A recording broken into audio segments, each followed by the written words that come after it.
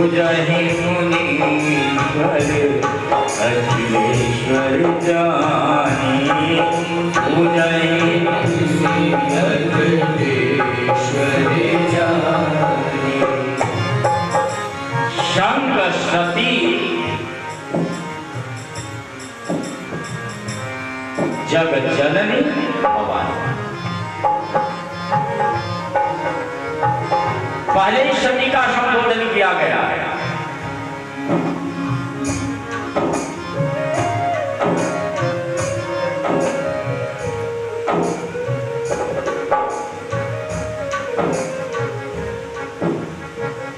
और वहां पर जो संबोधन है सती के रूप में,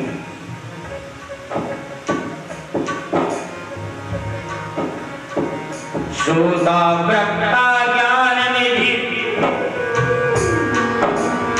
कथा राम की हो।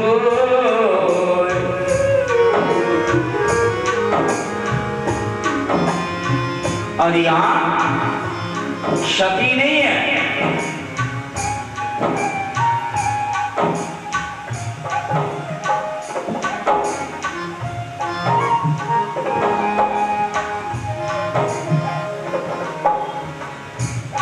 उमा कहूं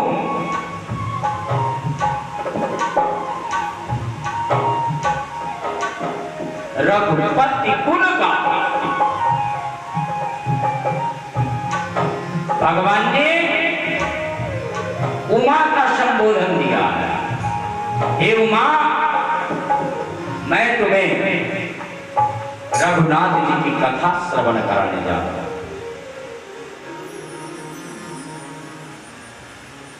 तो वही आज भगवती उमा ने, पार्वती ने प्रार्थना की, महाराज मुझे कथा सुनाओ।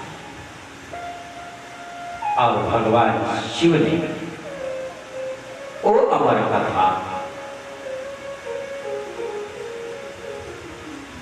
जिस कथा को श्रवण करके जीव अमर हो जाता। अमर का मतलब वो कभी नहीं मरेगा ऐसा नहीं। अरे ये शरीर तो नाशवान है, ये शरीर मिला है तो नाश तो होगा ही होगा, लेकिन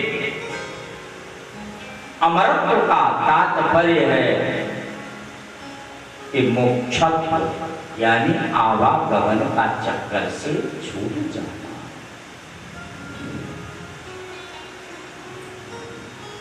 भगवान शिव ने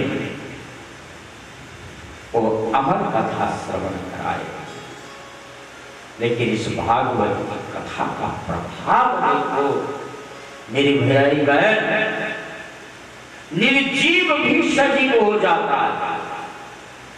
गले हुए सुख का अंडा भी, और उसमें प्राण आ गया और हुंकारी भरने लगा।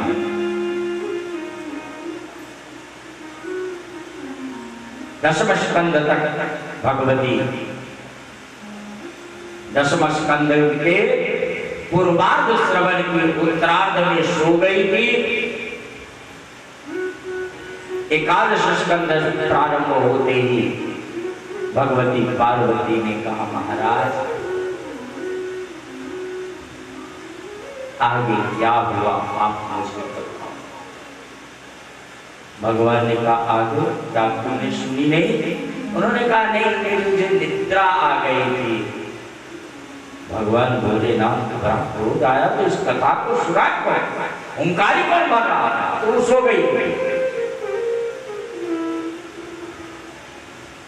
भगवान क्रोध में आकर के त्रिशूल उठा करके दौड़े मारने के लिए, और सुख का जो बच्चा था वो भागा, और व्यास जी की पत्नी सो के उठी थी, उनके मुख में प्रवेश कर दिया।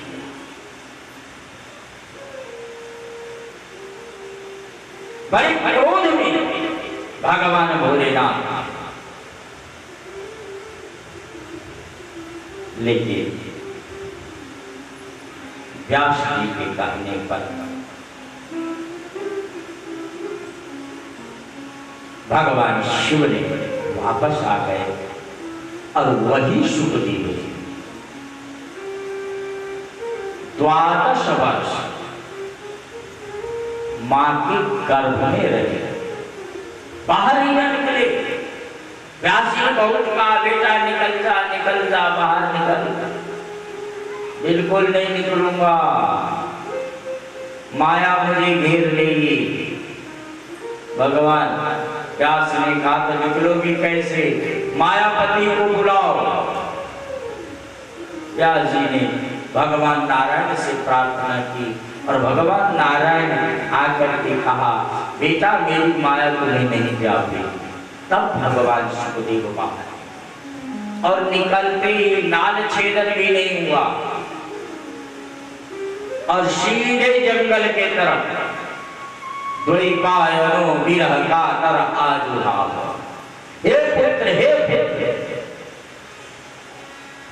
और आप देखे इस भागवत की उत्पत्ति आंसुओं से, व्यास की रोते हुए, लेकिन वहां सुखदेव जी को कोई फर्क नहीं पड़ता। जाकर के गुफा में और ब्रह्मलीन हो गए। उस ब्रह्म में अपने आप को तल्लीन करते हुए समाधिस्थ हो गए। व्यास जी ने सोचा जैसे तैसे एक पुत्र प्राप्त हुआ, ये भी समाधि में चला गया। ये पुराण पुरुषोत्तम किसको दूं, ये भागवत किसको दूं? समाधि में ये उसी समय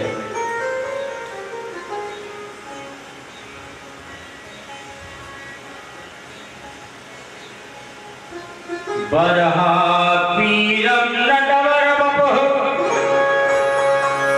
कर्णयो कर्णिकारम् बिभ्रत्वा सह कनककपिशं वैजयन्तीं च माम् रन्धानरेण रधनसुदया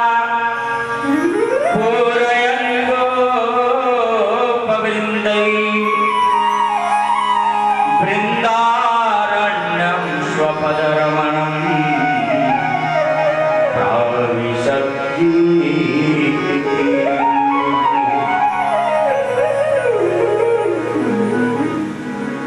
भगवान की सुंदर झांकी का वर्णन करते हुए व्यास के शिष्यों ने समिधा बटोर, लेकिन थोड़ी सी हलचल हुआ मन में, समाधि भंग नहीं हुई। अरूपकीयं स्तनकालकूटं जिघ्रांसया पाययता प्रसाद्भिः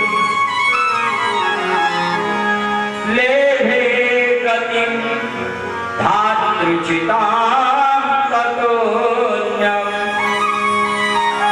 कम्बा दयालु शरणं व्रजे। कम्बा दयालु शरणं व्रजे। ऐसा कौन दयालु है?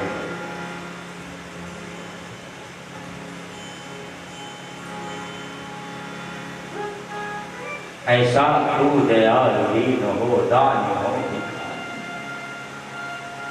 हूँ प्रसिद्ध पातकी तू पाप भूल जा। ऐसा कौन दयालु जो मारने के लिए पूजना आई हलाहल विष लगा करके और उसे भी मां की गति दे दिया। ये श्रवण करके दयालुता को और सुखदेव जी बाहर निकले।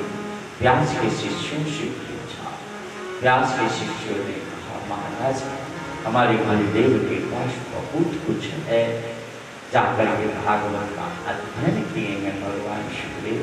फिर आकर के समाधिस्थ हो गए। सूत जी ने कहा है, शौनक यही भागवत राजा परीक्षित को श्रवण करा। शौनकादि ऋषियों ने कहा, महाराज ये राजा परीक्षित कौन है और इनको भागवत क्यों श्रवण कराया है। महाभारत का युद्ध हो गया था।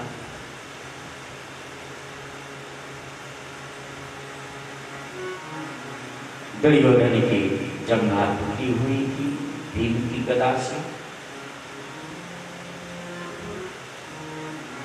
लेकिन दुर्योधन प्रतिशोध की भावना में जलते हुए घोषणा किया था कि जो पांडवों का, पांचों पांडवों का सिर ला करके नहीं देगा उसे मैं आधा राज्य दे दूंगा।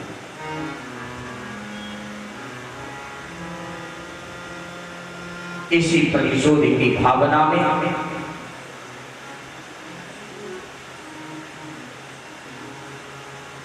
अश्वत्थामा ने आकर के कहा, मित्र तुम चिंता मत करो, मैं लेके आता।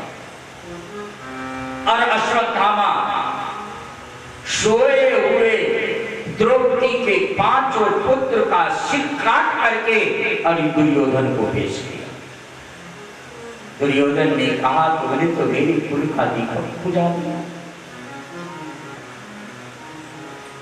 और उसी समय दुर्योधन की मृत्यु हुई। जिस समय पांचों पांडव को लेकर के गोविंद आए, द्रौपदी रो रही है।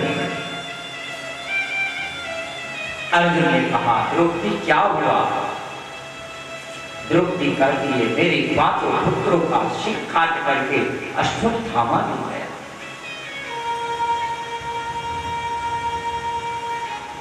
अर्जुन रथ पर बैठा, जा करके अश्वत्थामा को बंदी बना करके और द्रौपदी के चरणों में रख दिया। द्रौपदी, यह तुम्हारा अपराधी है, जो तुम दंड देना चाहती से दे। लेकिन द्रौपदी कहती है, मुंजला मुंजदा मुंजदा मुंजदा